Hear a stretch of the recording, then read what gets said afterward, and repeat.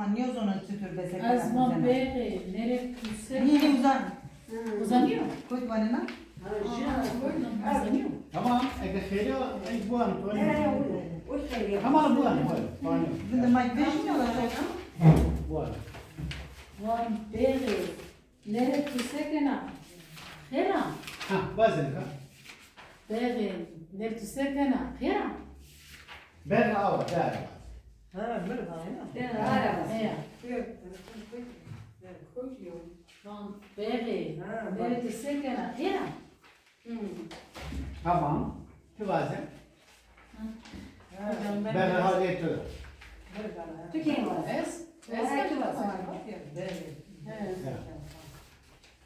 Beri, nereye ita tu sekena? Alpes haliyet olur. Burası. Beri, nereye tu ita sekena? Fera. Ben kasacan ala perske. Defena fes? Perske defene beyna ya. Beri, nereye ita tu sekena? Fera. Tamam. Tamam. Rojda diyoruz, nafak rojda var. Rojda bu kadar öpüyorum. Be, nire khera titkasekana. Tamam, rojda bakın. Ez tiyatro belediyede pilveli kayko. Eski tiyatroda Berre Kayko. Berra Budala. Namı Yıldız ha. Ez tiyatro belediyede amık kay amık esto ey kaykan ezik amık ne.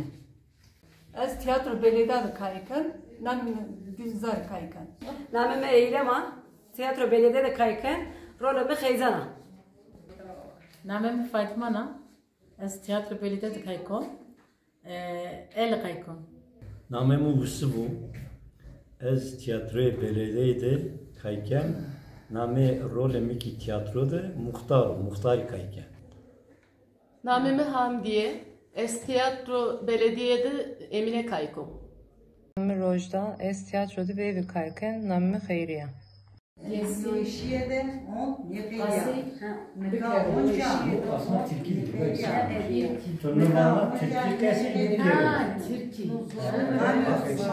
Tonlevena. Kim man ha. Türkiye kası. Tamam ki.